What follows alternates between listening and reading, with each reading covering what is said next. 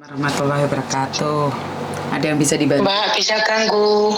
Bisa, tapi hati-hati jangan pernah menyebut nama siapapun termasuk namamu sendiri, karena saya tidak ingin setelah viral kalian minta take down. Kenapa, Mbak? Iya, ini loh Mbak, aku udah bingung mau, aku sebelum ngomong aja udah pengen nangis. Kenapa? Ada apa?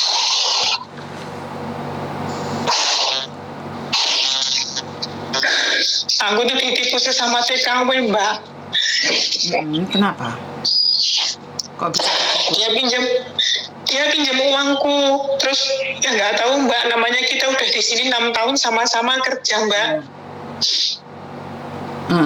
Aku tuh niatnya bantuin dia pinjam uang.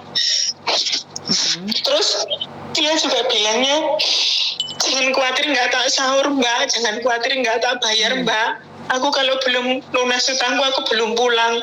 Aku habis kontrak ini mau ganti majikan, mau ngembaliin uang Mbak gitu. Ternyata dia pindah ke Taipei, nggak bilang-bilang Mbak. Terus nomorku sama keluargaku udah diblokir semua. Terus juga pinjam sertifikat rumah adik saya juga Mbak. Sekarang adik saya diusir karena rumah disita nggak bisa bayar. Oke, lah hubunganmu sama temanmu ini apa? Kenapa kamu harus meminjamkan uang segitu banyak? Iya nggak tahu Mbak. Pokoknya dulu itu kenalnya di sini aja. Pokoknya kayak wenteng aja gitu loh Mbak. Dia pinjam tuh selalu iya gitu. Dia juga dulunya itu beli tanah di depan rumahku Mbak. Dia juga janjiin gini, jangan khawatir aku kabur, aku loh rumahnya di depan rumah kamu juga gitu Mbak. Ya kita percaya aja, bilang nanti kita pulang bareng. Sebentar, kamu sekarang posisinya di mana, sayang? Saya masih di Taiwan Mbak. Aku di sini udah bingung mau minta bantuan siapa lagi. Majikan katanya nggak bisa karena itu urusan pribadi. Iya, kalau dipikir sih memang benar itu urusan pribadi kan. Kalian hubunginya seperti apa dan bagaimana, kenapa harus meminjamkan uang sampai sertifikat tanah barang kamu gadekkan demi dia. Kalau nggak ada hubungan kan nggak mungkin juga toh Mbak. Tiba-tiba kamu ngasih uang ke orang. Iya Mbak, pokoknya saya dibilang bodoh ya terima, pokoknya saya dibilang goblok ya terima. Pokoknya nggak tahu kalau dia itu mau bohongin Mbak. Bahkan saudaraku yang di rumah juga ikut dibohongin Mbak. Sebentar. Apa hubunganmu dengan dia? Kalau cuma teman? Cuma teman Mbak. Bukan. Kalau cuma teman kan nggak mungkin sampai segitunya toh Mbak. Uang ratusan juta kamu pinjamkan. Sementara kamu teman Mbak. Cuma teman, demi Allah, teman itu kenal pun di PT Mbak. Di PT kita mau terbang di sini tuh bareng. Terus sampai di sini juga kerjanya itu majikannya juga berdekatan. Sampai kita di sini 6 tahun itu ya selalu berdua gitu Mbak. Di sini 6 tahun cuma kenal di PT, mau berangkat ke Taiwan Mbak, kita bareng sampai di Taiwan dapat majikan. Ya jelas berdekatan gitu loh Mbak. Terus kita 6 tahun itu bersama gitu loh Mbak. Ya siapa yang nggak percaya Mbak. konco kental ngono ta? Ya koncone kendali kenal ya gerpetar mangkat terbang ning Taiwan loh Mbak. Lah ya kok kamu bisa menyerahkan uang segitunya? Kuwi piye ceritane? Ya mangkat. Ya mbok pokoknya ya milih teko seiti Mbak, nggak langsung semono ki nggak Mbak. 5 juta, 7 juta, 4 juta sampai saiki melumpuk semono Mbak. Kuwi ana buktine enggak dhek minjem? Lah masalah iki kuwi Mbak, majikanku gak iso bantu gak enek buktine Mbak. Lah terus piye? Lah sampean gak ono buktine piye? Wong ate bantu sampean piye? Wong buktine gak ono. Tapi nganu Mbak, dari ini mangkat nang Taipei kan ngene Mbak.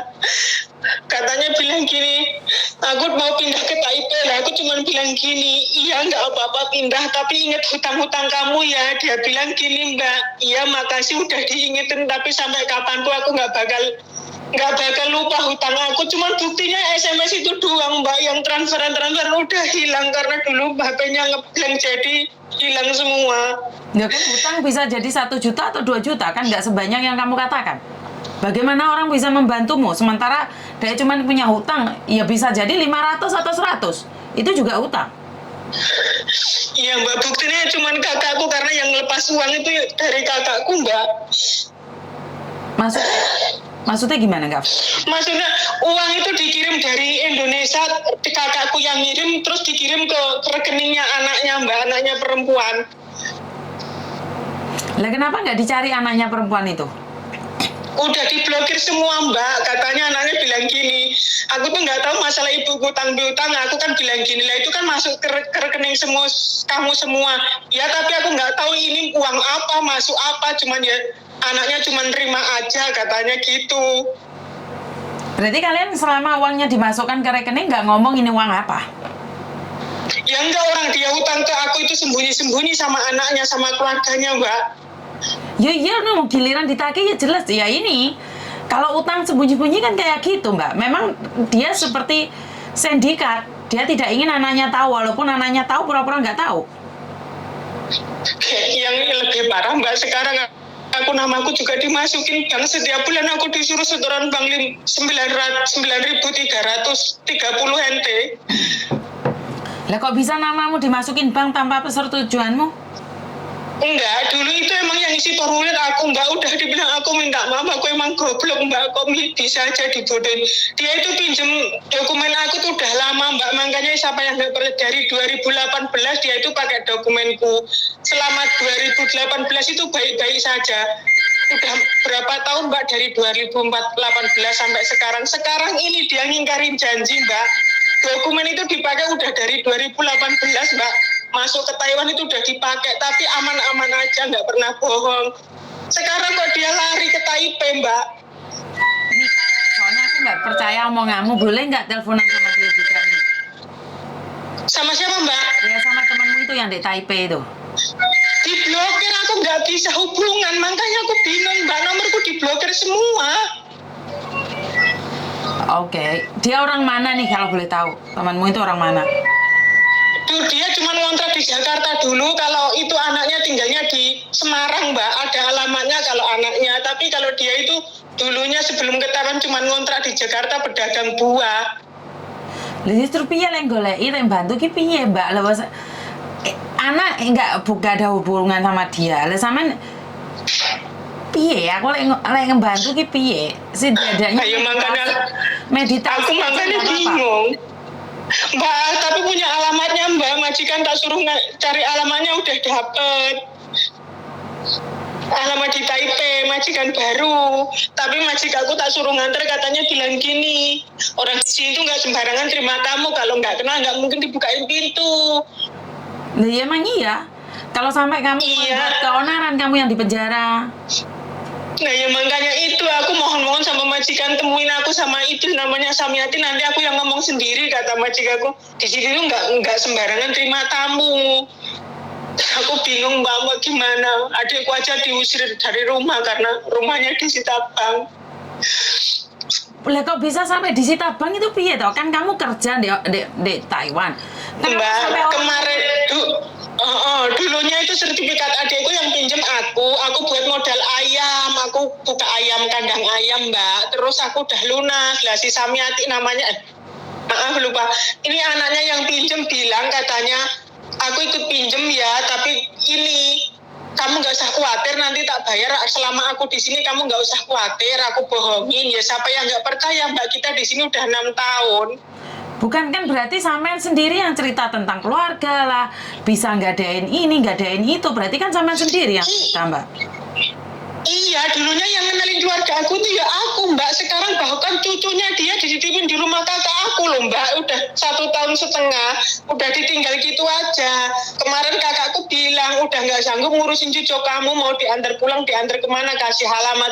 Kata dia bilang gini, kalau udah waktu belum diblokir Mbak, katanya bilang anaknya, soalnya dia udah diblokir semua keluargaku, telepon anaknya bilang gini, udah kalau udah nggak sanggup ngurusin anak 2 itu, dibuang aja, kalau nggak dibuang dibunuh aja, bilang gitu Mbak.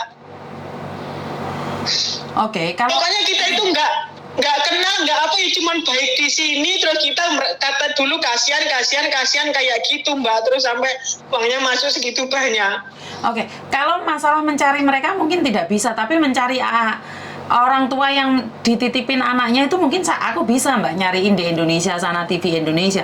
Tapi masalah utang piutangmu itu nggak ada buktinya, aku nggak bisa bantu kamu. Tapi sekarang aku bisa bantu kamu dengan menemukan kedua anak yang ditinggal itu. Itu pun anak orang ibu keluarganya udah nggak mau nerima anaknya loh Mbak, disuruh buang. Ngerti. Bukan masalah dibuang sama enggaknya. Kan mereka udah nggak sanggup nih. Ya kita bisa bantu viralkan itu aja. Boleh nggak aku telepon Masalah adikmu? nggak apa-apa Mbak, kalau masalah anak itu nggak apa-apa Mbak, kalau ya kakakku udah nggak sanggup beneran mau dimasukin ke panti asuhan. Bukan, gini loh Mbak, Yang sampean sekarang- paham nggak Mbak? Sampean paham nggak maksudku? Dengan bisa menemukan keluarga mereka, maka akan terkuak lah yang utang sampean gitu loh. Kemudian sampean sendiri Oh, iya, dibantu sana nggak mau, dibantu sini nggak mau, kamu nggak punya bukti, terus sampean ngeyel dengan cara sampean, terus piye aku yang bantu? Nggak apa-apa Mbak, pokoknya terserah pokoknya gimana caranya Mbak, aku minta bantuan, aku nggak tahu Makanya gimana kan caranya, aku ngikut. Dengan cara menampilkan dua anak itu, kan sing keluarga sing rumongso kan tahu toh, kan otomatis mereka Iya. akan dicari toh, ngerti nggak sih? Bukan ngomong Iya. masalah di panti asuhan. Sudah kalian punya jalan sendiri, ngapain telepon saya? Iya yang baik, aku ngikut aja Pak, ngikut. Kan saya itu memberikan solusi pada kalian, tapi kalian sudah punya Iya. solusi sendiri, ya jangan tanya saya. Bener nggak sih? Enggak punya, iya maaf Mbak, nggak punya aku ngikut aja Mbak, gimana baiknya Mbak. Sekarang teleponan sama adikmu sekalian, aku pingin tahu. Iya.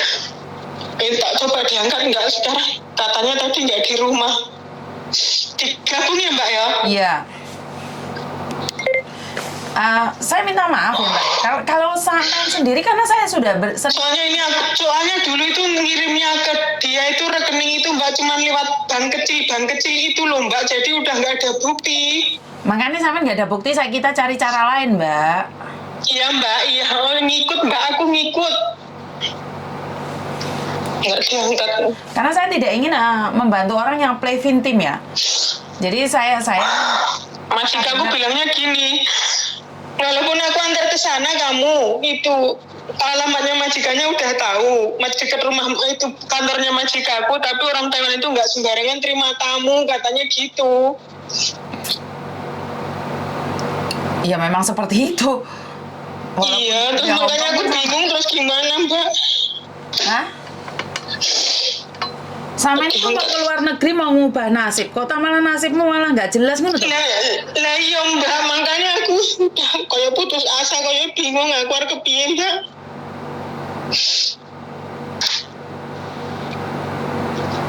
Nggak diangkat. Sekarang pertanyaan, dua anak itu anak siapa? Putune dhek tenan apa putu nemo? Anu lho Mbak, putune Yayuke lho Mbak, Yayuke mbiyen sing ngasuh Yayuke, lah Yayuke ku wis mati Mbak, terus diasuh dheweke di pondokne, terus udah nggak kuat terus dilempar sana sini lah. Kakakku kemarin emang cari anak yatim piatu lah, katanya ya udah nggak usah dipondokin, tak urusin aja lah, tuh diurusin aja ternyata anaknya bandel, suka nyuri uang, suka gitu-gitu. Jadi kakakku sering dapat masalah dari sekolahan, dari pesantren, makanya kakakku udah nggak kuat. Oh jadi dua anak ini nakal, umur berapa?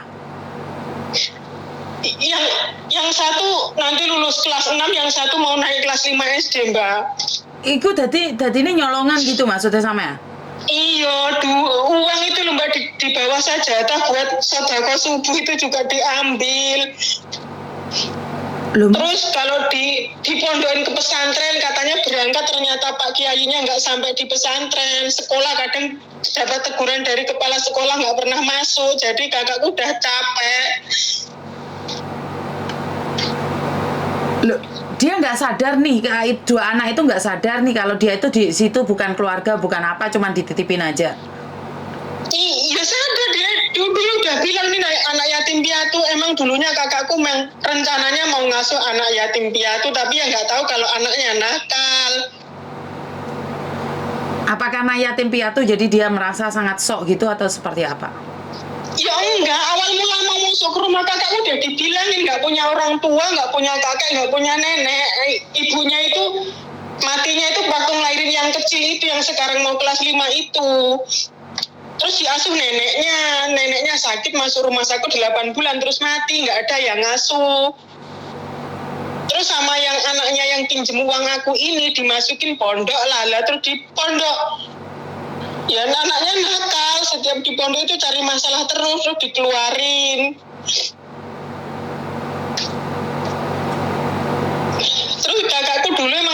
rencana mau ngasuh anak yatim piatu. Terus ditawarin inilah sama anaknya yang minjem uang aku ini. Katanya kakakku bilang gini, ya udah nggak usah dimasukin pondok, tak asuh aja. Emang aku mau cari anak yatim piatu, tapi yang perempuan, tapi adanya laki-laki. Kata kakakku nggak apa-apa laki-laki, katanya gitu. Ternyata diasuh 1 tahun dapat masalah terus kakakku mbak, dari pesantren dapat panggilan, dari kepala sekolah dapat panggilan, terus dapat dari tetangga setiap hari dapat teguran karena saking nakalnya anaknya. Terus sekarang kakakku udah 1,5 tahun nggak kuat. Kakakku ngomong baik-baik mau dipulangin kemana, tak anterin, udah kamu nggak usah biaya, nggak apa-apa, tak anterin gitu. Kata anaknya yang pinjem uang aku, katanya Bude kalau udah nggak sanggup ngurus dibuang aja, kalau nggak dibuang dibunuh aja katanya. Kok ada ya orang kayak gini ya? Iya makanya katanya bilang gini anaknya, Mbak, aku sama ibuku sama adikku nggak diurusin gara-gara ibuku ngurusin anak yatim itu. Ibuku kerja ke Taiwan, utang ke sana ke sini katanya buat ngurusin anak yatim itu. Aku sama adikku sampai nggak diurusin. Sekarang cari masalah lagi, katanya kalau udah nggak sanggup ngurusin dibuang aja, kalau nggak dibuang dibunuh aja katanya gitu. Oke, kamu hubungi adikmu dulu, ntar kamu telepon balik kalau bisa. Ya. Oh iya Mas Dimas, iya. Oke, ya udah. Minta tolong Miss, solusinya gimana Miss? Ntar kamu bicara dulu, ntar kita bicara bertiga. Iya. Okay. Makasih Miss. Makasih. Yo, bye-bye. Waduh, jadi bingung nih saya.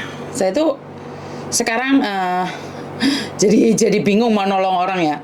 Kadang-kadang ada orang yang preventif juga.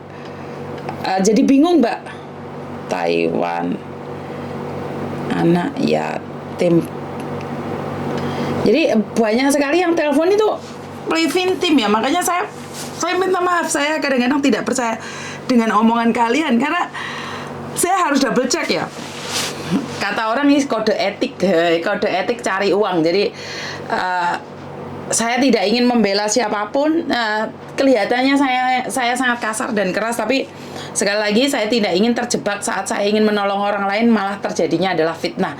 Sampai ada yang ngomong adalah saya itu sedang punya slogan katanya cari cuan di atas penderitaan orang lain. Jadi bagi saya itu adalah satu hinaan, tapi juga kritikan yang baik bahwa suatu saat saya bisa memilah-milah mana yang sebenarnya harus bisa saya lakukan. Jadi dengan adanya kritik dan saran dari teman-teman di luar saya membuat saya tahu bahwa banyak hal yang harus saya belajar.